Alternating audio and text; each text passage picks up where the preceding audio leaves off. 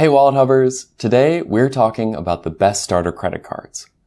For starters, the best way to find the top starter credit cards is to check out Wallet Hub's latest picks. Offers change all the time, and our editors are always looking for the best deals. I've also got some tips that will make it easier to identify the best starter credit card for your particular needs. My first tip is to get a student credit card if you can. Student credit cards are the best starter cards because they have the best rewards and interest rate promotions.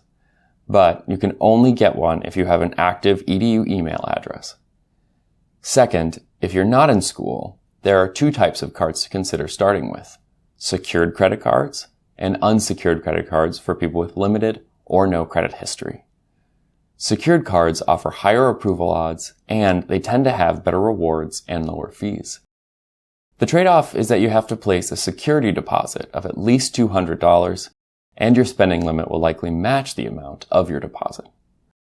Unsecured credit cards for limited credit don't require a deposit and typically offer credit limits of $300 or more.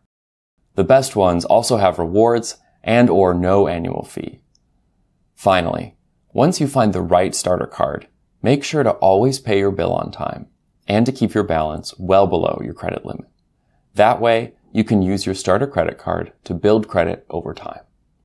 With that, you're ready to start comparing starter credit cards. Just click the button here to get started.